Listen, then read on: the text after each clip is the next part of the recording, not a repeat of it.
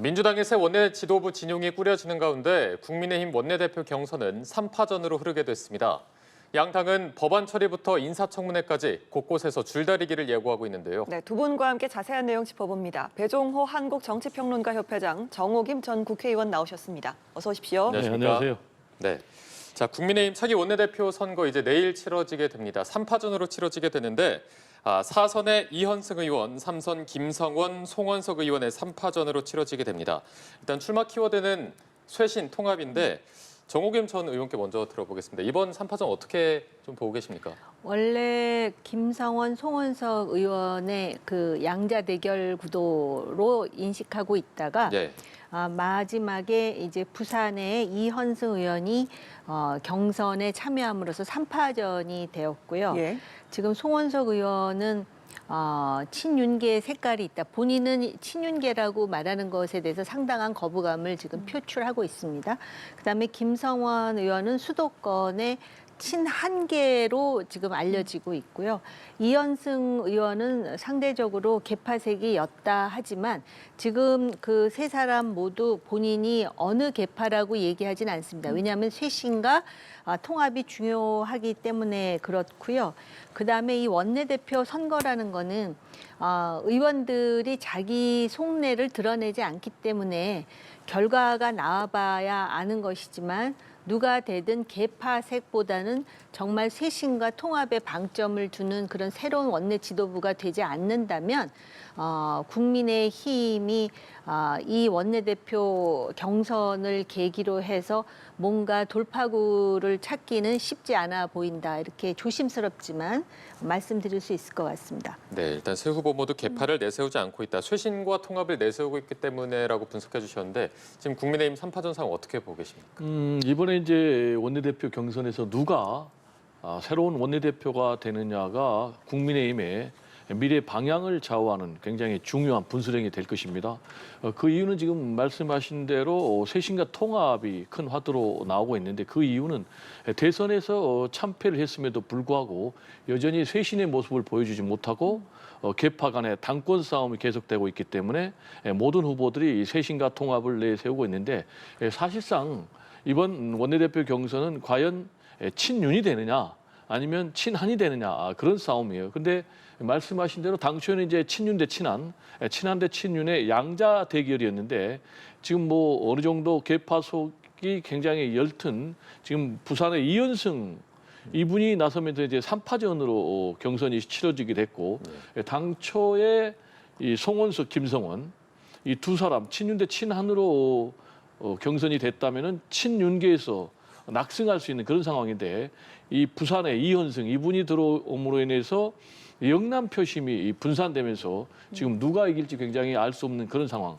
다만 결론적으로 말씀드리면 만약에 친윤계 이 송원석 의원 같은 경우는 뭐 누가 뭐라고 해도 친윤계로 결정이 지금 분석이 되는데요. 만약에 친윤계가 된다면 지금 말씀드린 쇄신은 굉장히 어려워진다. 예. 그리고 통합도 어려워진다. 계파 간의 싸움이 계속될 것이다. 그리고 동시에 김용태 지금 현 비대위원장 같은 경우는 친윤에서는 물러나라라고 요구를 하고 있어요. 그래서 임기가 이달 말이기 때문에 이달 말에 물러나고 친윤 원내대표가 들어선다면은 친윤 원내대표가 비대위원장까지 하면서 전당대회를 칠 것이다. 그리고 지금 김용태 현 비대위원장이 내세운 쇄신안, 예를 들면 탄핵 반대 무효화라든지 그리고 후보를 강제 교체했던 그런 부분에 대해서 지금 당무감사에 들어간다라든지 이런 부분들이 다 다시 무위로 돌아갈 것이다라는 좀 말씀을 드리고요. 반면에 친한계의 김성원 의원이 된다면은 김용태 비대위원장이 전체적으로 쇄신을 주도하면서 조기 전당대회까지도 계속 갈 것이다. 그리고 이현승 뭐 어느 정도 무게파로 분류가 되는데 이분이 된다 그래도 쇄신의 방점을 찍는 그래서 김용태 현 비대위원장 체제가 계속되지 않을까 이렇게 전망이 됩니다. 예, 누가 선출되느냐에 따라서 뭐 김용태 비대위원장이 어떤 임기 연장 여부도 그렇고요. 당 혁신방은 상당히 좀 영향을 미칠 것이고 또 거대 여당을 상대로 또 협상력을 발휘를 해야 되는 막중한 책임을 좀 질 텐데요. 두 분 모두 이제 영남권, 뭐 쇄신파, 또 중간지대 표심이 좀 분산될 가능성에 대해서 말씀해 주셨는데 과연 표심은 어디로 향하게 될지 상당히 지금으로선 좀 물음표가 있네요. 어떻게 예상을 하시나요? 아까도 이미 말씀드렸지만 원내대표 경선은 속단하면 안 됩니다. 네, 네. 그러니까 본인이 누구를 뽑겠다고 한다 해서 반드시 그 사람을 뽑는 것이 아니기 때문에 그리고 이 초선이라든지 재선 의원들의 그 어떤 지역 구도라든지 또는 이해관계 같은 것이 상당히 작동을 할 것 같고요. 근데 저는 조심스럽긴 하지만 셋 중에 누가 되더라도 개파색을 그렇게 진하게 드러낼 것 같다라고는 생각하지 않습니다. 그리고 또 그렇게 해야 되고요. 개파보다는 통합에 방점을 두는 것이 맞다라고 생각을 하고요. 그다음에 이제 무엇보다도 새로운 원내대표가 현재의 비대위원장의 임기가 이번 달 말로 이제 끝나게 되는데 이것을 9월까지 이제 하는 것으로 이제 합의를 볼 것인지 아니면 새로운 비대위원장을 뽑겠다고 할 것인지 아니면은 그 비대위원장 체제 하에서 새로운 당대표 경선을 할 것인지 여러 가지 그 쟁점들이 남아있는 상황이지만은 실제로 지금 국민의힘의 현실에 대해서는 본인들이 더 잘 알고 있지 않을까. 그렇기 때문에 개파색을 드러내지 않는 것이고 여기서 자신의 어떤 백그라운드가 특정 개파라 해서 그 개파를 대변하게 되면은 당이 상당한 파열음을 낼 그런 소지도 있습니다. 예, 개파보다는 통합에 좀 방점을 둬야 된다. 원내대표 선거는 참 예상을 하기가 어려운가 봐요. 네, 원내대표 선거가 예상하기 어려운 이유가 이 원내대표 후보들의 개인기가 굉장히 중요하게 좌우를 합니다. 그러다 보니까 당초의 예상과는 이제 180도 다른 결과도 많이 나와요. 그 이유는 이 의원들 개개인하고 이 원내대표 후보들하고의 친소 관계에 따라서 표심이 좌우되기 때문에 그런데 지금 상황은 아까 말씀드린 대로 친윤 대 친한의 양자 대결이면 결론은 뭐 어차피 친윤인데 영남, 부산 출신의 후보가 나오면서 네. 친윤의 텃밭이라고 할 수 있는 영남 표심이 분산되니까 더더욱 예측하기 어려운데 저는 개인적으로 국민의힘의 미래를 위해서는 친윤계가 나오면 안 된다라는 말씀을 좀 강력하게 얘기를 할 수밖에 없고요. 친윤계가 돼서는 안 된다는 이유는 두 가지입니다. 지금까지 계속해서 국민의힘을 끌고 왔던 게 친윤계 아니겠습니까? 그런데 이 친윤계가 대선에 가장 큰 책임이 있는 거죠. 그럼에도 불구하고 이 친윤계가 또 쇄신에 만약에 지휘봉을 잡는다? 그러면 이거는 과거로 다시 돌아가는 것이기 때문에 친윤이 해서는 안 된다라는 말씀을 드리고요. 특히 이제 내란 특검이 지금 이제 가동이 되는 그런 상황에 들어갔지 않습니까? 그럼 이제 내란 특검이 수사에 들어간다면 이 국민의힘이 이 내란에 연루됐는지 이런 부분에 대해서도 수사를 하게 되거든요. 그러면 이제 국민의힘 소속 의원들도 수사 대상이 되는 거예요. 가장 쟁점이 되는 부분은 비상계엄 해제 의결을 하는 데 있어서 당시에 추경호 원내대표가 이 장소를 뭐 의총 장소를 국회에서 당사로 옮겼다. 그리고 또 그 즈음해가지고 윤석열 전 대통령과 통화를 했다.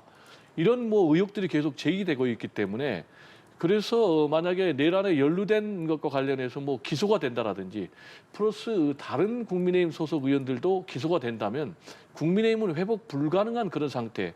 그러면 이런 부분과 관련된 사람들이 대부분 친윤이기 때문에 저는 친윤에 소속된 그런 원내 사령탑이 나오면은 국민의힘은 영영 쇄신의 길을 갈 수 없다라는 말씀 좀 드리고요.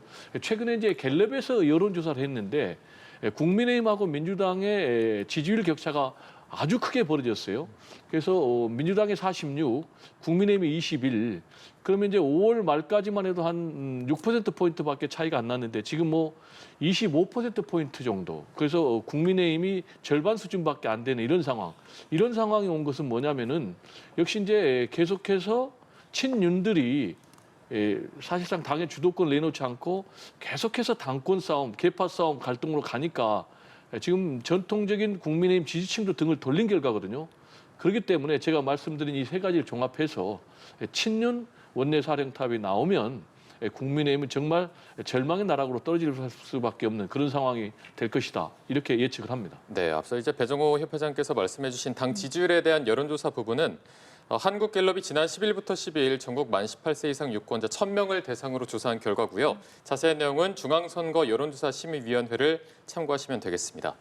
자, 저희는 민주당 얘기로 계속 이어가 보도록 하겠습니다. 일단 김병기 신임 원내대표가 오늘 오전 조금 전에 원내대표단 인선을 발표했습니다. 여기서 주목할 만한 세부 인선 어떤 걸 보셨습니까? 일단 뭐 여기 보면은 저는 좀 눈에 좀 상당히 좀 들어온 부분이 원활한 소통 위해서 신설 소통수석. 그러니까 이제 당내 소속 의원들과 이 원활한 소통을 통해서 결속을 하겠다는 이제 이런 부분이 이제 굉장히 좀 눈에 띄고요. 그리고 문진석 의원을 이제 운영수석위원회 임명을 했는데 이분 같은 경우는 이제 7인의 소속입니다. 중앙대를 나와서 이재명 대통령의 측근이라고 할 수 있어요. 그리고 또 보니까 허영 의원을 민주당 원내정책수석에 임명을 했는데 이분 같은 경우도 굉장히 이재명 대표하고는 가까운 그런 인물이에요. 그래서 전체적으로 보면 김병기 새 원내대표 자체가 이재명 대표하고는 굉장히 특수관계에 있다. 이런 평가를 받고 있거든요. 그 이유는 이재명 대표 시절에 사무부총장을 했고요. 그리고 지난번 총선에서 검증위원회가 있었는데 검증위원장을 했고 또 공천관리위원회에 간사를 해가지고 공천혁명하는데도 아주 이재명 대표 당시에 밀접한 관계가 있었기 때문에 전체적으로 지금 민주당의 새 원내사령탑 포함해서 원내를 이끌어가는 이 구성인들이 이재명 대표하고 이재명 대통령과 굉장히 가까운 사람들로 돼 있다. 그렇게 이제 평가가 되고요. 그렇기 때문에 더 강력하게 이재명 대통령이 내세우고 있는 개혁 입법을 힘차게 추진할 것이다. 그런데 동시에 오늘 또 이제 추경을 얘기를 했거든요.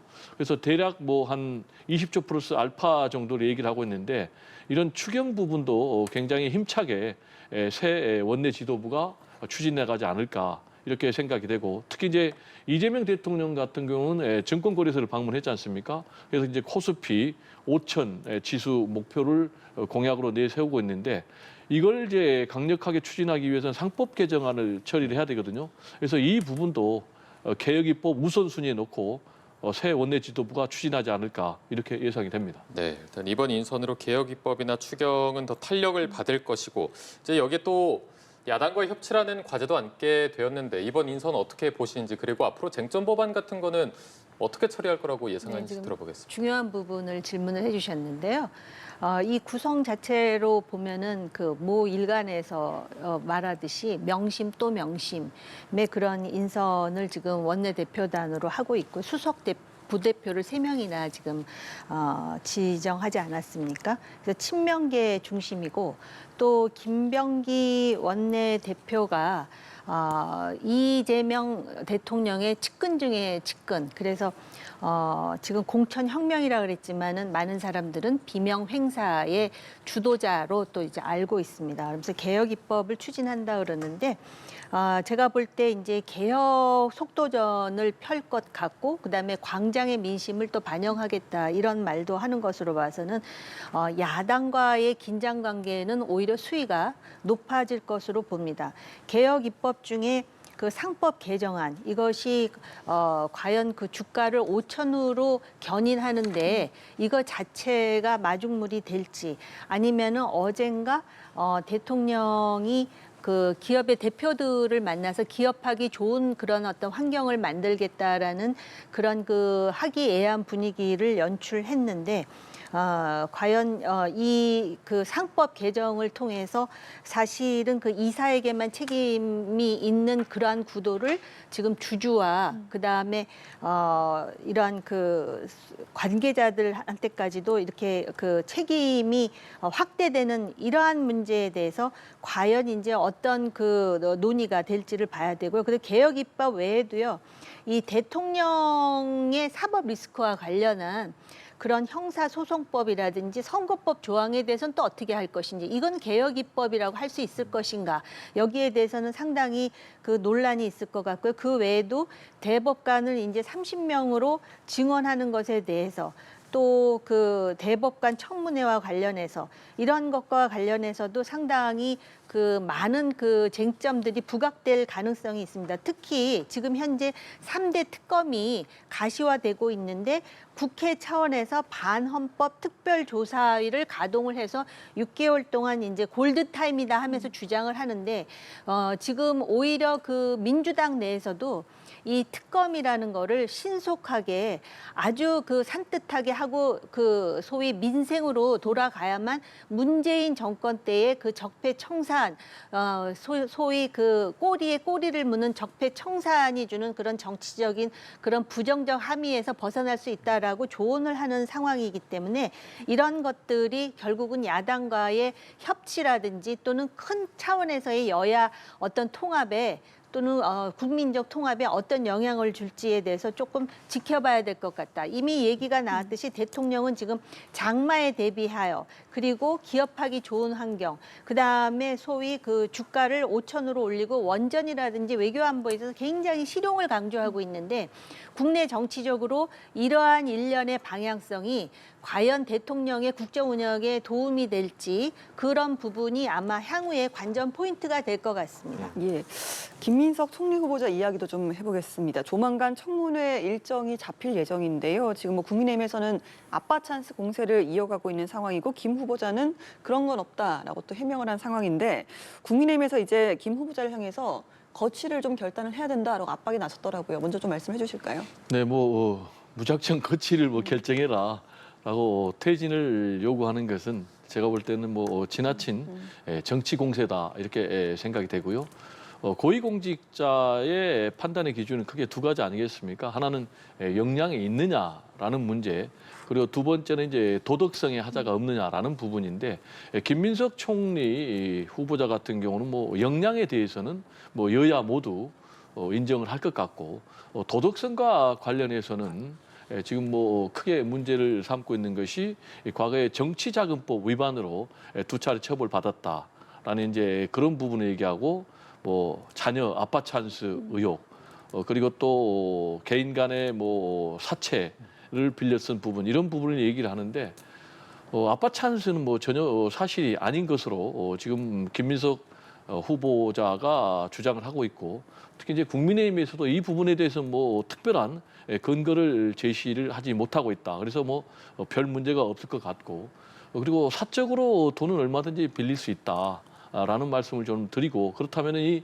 사적으로 돈을 빌린 이 부분이 법적으로 문제가 있는지가 굉장히 중요한데, 사적으로 빌렸다가 갚았다면 법적으로 전혀 문제가 없다. 그래서 이 부분에 대해서 막연히 의혹만 제기하지 말고, 문제가 있다면 구체적으로 이 부분을 제기해야 된다라는 말씀을 좀 드리고 싶고요. 그리고 이제 마지막으로 문제가 되고 있는 것이 도덕성과 관련해서는 정치자금법 위반으로 2차례 처벌받은 것, 이거는 잘못된 것이죠. 그런데 이 2차례 처벌받은 것은 한 20년 전의 사건이고, 이것과 관련해서 사법적으로 단죄를 받았고, 또 피선거권이 5년 동안 박탈돼서 본인이 한 20년 가까이 정치 낭인 생활을 해왔기 때문에, 그리고 다시 정계에 복귀함에 있어서는 이제 지역 유권자들의 선택을 통해서 정계에 입문했기 때문에, 이런 부분까지 계속해서 책임을 묻는 것은 좀 지나치게 가혹한 것이 아니냐 이렇게 생각이 되고요. 국민의힘 입장에서는 최대한 이재명 정부를 흔들고 싶겠죠. 그렇지만은 이재명 정부가 조기 대선을 통해서 출범하게 만든 그 책임이 지금 국민의힘에 있지 않습니까? 그렇다면 대통령이 탄핵 파면에 대해서 한 6개월 동안 국정이 실종된 그런 상황에 벌어졌었는데, 거기에 대한 좀 본인들이 책임의식을 느낀다면 무조건적인 정치 공세를 통해서 새 정부가 출범하는데 발목 잡기만 해서는 안 된다라는 좀 말씀을 드리고 싶습니다. 네. 예, 퇴진 요구를 좀 무작정적인 정치 공세다라고 표현을 하셨는데요. 어떻게 들으셨습니까? 그 국무총리 후보자로서의 역량뿐만이 아니라 도덕성이라든지 또는 그러한 자질 문제는 당연히 검증 대상이지 이것이 지금 정치적 공세라고 하기에는 의혹이 많이 제기됐습니다. 그것에 대해서 청문회에서 본인이 성실하게 소명하면 될 일인데요. 특히 그 사적 채무와 관련해서는 본인이 신고한 재산에 비해서 채무가 상당히 많고 그 채무를 그 신고한 재산에 비해서 상당히 그 높은 액수의 채무를 지금 세비로 갚았다 그러는데 구체적으로 오히려 지금 구체적으로 답변해야 될 측은 지금 김민석 후보 측이다라고 말씀드릴 수밖에 없고요.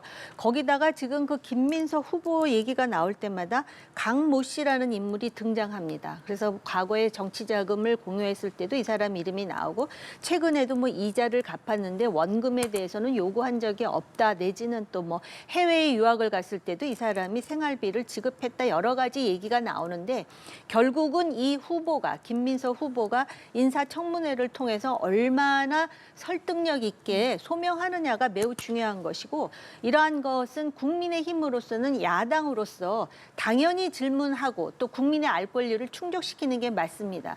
지금 뭐 지적하셨듯이 전직 대통령의 문제로 조기 대선이 이루어졌고 새로운 정부가 들어섰으면 그 새로운 정부는 역량뿐만 아니라 도덕성이라든지 여러 가지 측면에서 다른 역대 정권과는 다른 그러한 어떤 그 합법적이고도 좀 더 도덕적으로 우월한 측면을 보여줌으로써 신뢰를 얻어야 되는 것이지 과거에 그렇게 탄핵으로 해서 새로운 정부가 들어섰으니 이런 건 문제가 되지 않는 것은 아니다라고 문제가 되지 않는다라고 생각한다면 그거 자체도 언어 도단이 될 것입니다. 특히 또 아들 문제에 대해서도 그 아들이 고등학교 때 법안을 만들었는데 그것이 다른 국회의원에 의해서 발의가 되고 뭐 이런 얘기까지 나오는데 본인이 그것을 얼마만큼 소명하느냐. 물론 민주당이 다수를 점하고 있기 때문에 국회에서 동의를 얻는 것은 오히려 쉬운 일일 수 있지만은 국민적인 여론이 어떻게 돌아가느냐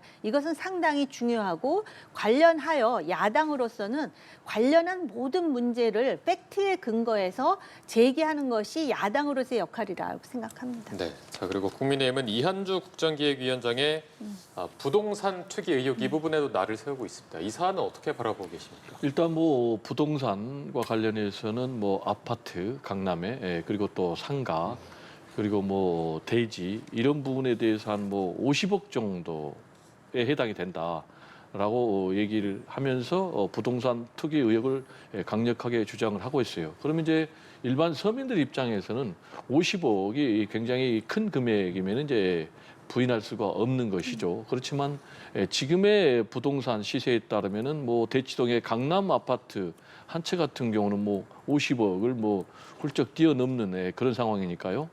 많은 뭐 가치의 부동산을 갖고 있다라는 것만 가지고 비난해서는 좀 안 된다고 보고요.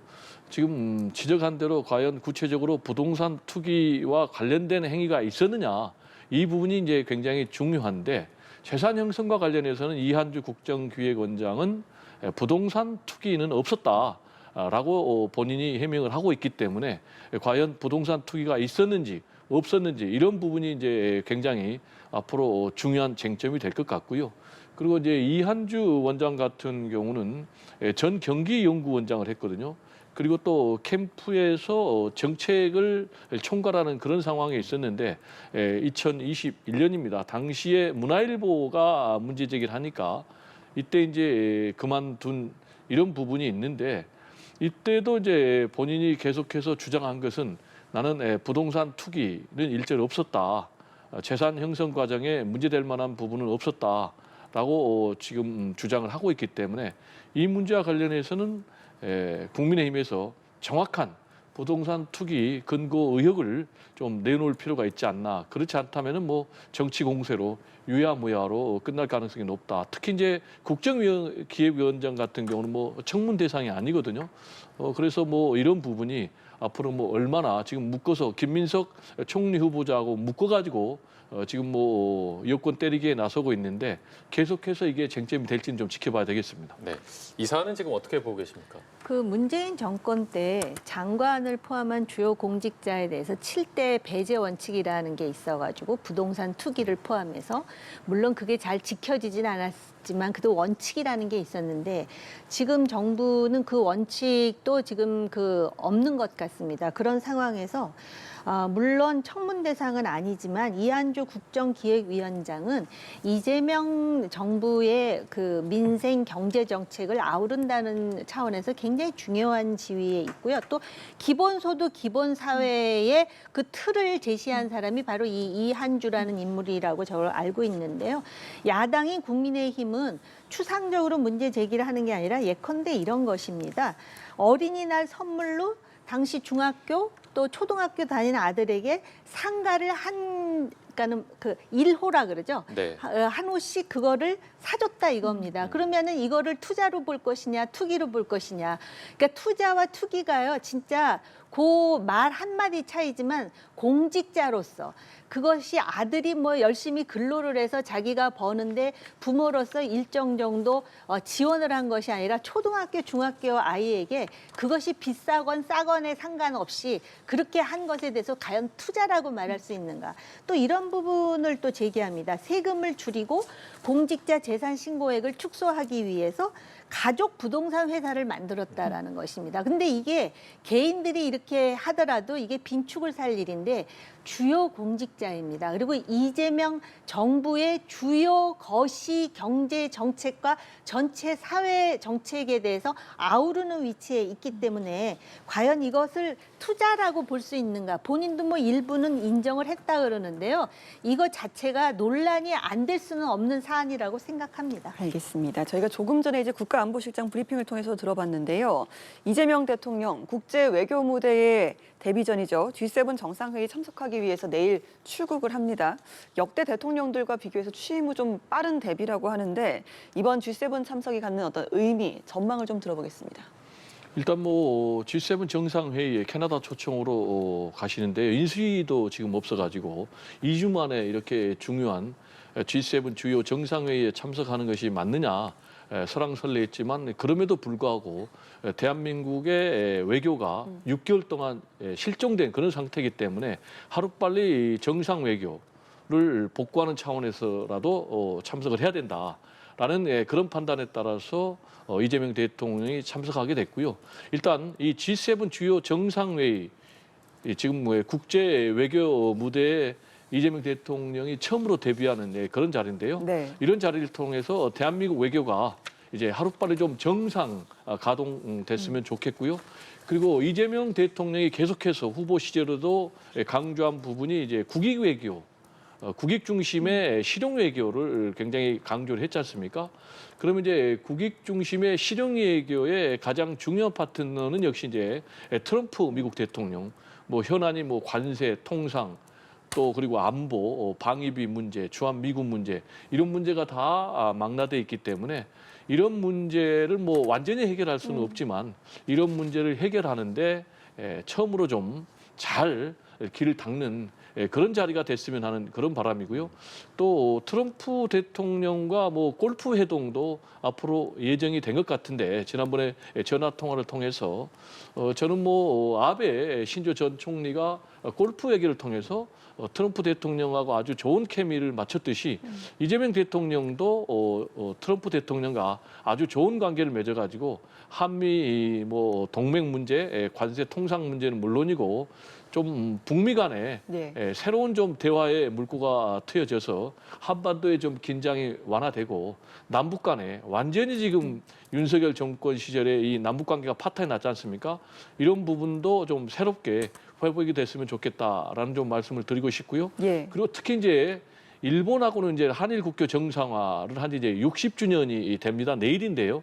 그리고 이제 기시다 일본 총리를 만날 텐데 기시다 일본 총리하고도 이재명 대통령은 좋은 관계, 기존의 윤석열 전 대통령 시절에 그런 한일 관계를 유지하겠다라는 입장이기 때문에 더 나아가서 한미, 한일 그리고 한미일 협력 관계가 좀 잘 돼서 특히 이제 보수층을 중심으로 해서 이재명 대통령의 외교에 대한 여러 가지 좀 우려 이런 부분이 좀 깨끗이 씻어지는 그런 G7 정상회의 무대가 됐으면 하는 바람입니다. 두 차례 발언도 하고 또 주요국 정상들과 양자회담도 할 것으로 예상이 되는데 좀 어떤 성과, 어떤 모습을 기대해 볼 수 있겠습니까? 무엇보다도 이제 조기 대선을 통해서 정부가 새로 시작 출범하는 만큼 우리가 세계 경제 안보 10대 그 강국을 지금 기록하고 있지 않습니까? 그런 상황에서 불확실성을 제거해야 한다는 그런 차원의 의미가 있는 것 같고요. 아까 안보실장의 브리핑을 보니까는 G7이 아닌 나라와의 정상회담 일정은 조율이 되는데 주요국 정상과의 양자회담은 그 G7의 다자회담 속성상 아직 일정이 조율 중이라고 얘기를 하더라고요. 그런 거 봐서는 G7 회원국, 즉 미국이나 일본을 포함해서는 아마 회담을 하더라도 그 장시간의 깊이 있는 회담은 좀 어렵지 않은가 이런 생각이 들고요. 6월 18일 날 서울로 도착하는 것을 봐서는 그 캐나다에서의 G7이 끝난 다음에 워싱턴에서의 뭐 양자회담 같은 것은 없는 것으로 알고 있고요. 그다음에 24일 날 나토 다자회담이 있는데 이 나토는 그럼 어떻게 할 것인지에 대한 얘기가 아직 없습니다. 근데 나토가 왜 중요하냐면 이재명 정부가 실용 외교를 표방하지 않습니까? 근데 우크라이나 재건이라든지 또는 방산 수출이라든지 원전 수주라든지 나토라는 것이 단순히 안보 다자가 아닙니다. 그래서 그런 상황에서 나토를 안 가게 되면 중국을 지나치게 의식하는 게 아닌가라는 불필요한 우려를 낳을 수가 있다라는 점에서 저는 대통령이 제가 외교 안보를 전공한 사람으로서 이 G7뿐만 아니라 중요한 회담에는 적극적으로 참여해서 그 사람들이 지금 어떤 국가적 이해관계를 가지고 있고 거기서 우리가 어떻게 우리의 입장을 모색해야 되는지를 활발하게 개진할 필요가 있다라고 생각을 합니다. 네, 알겠습니다. 오늘 말씀은 여기까지 들어보도록 하겠습니다. 지금까지 정우김 전 국회의원, 배종호 한국정치평론가협회장 두 분과 함께했습니다. 고맙습니다. 고맙습니다. 네, 감사합니다.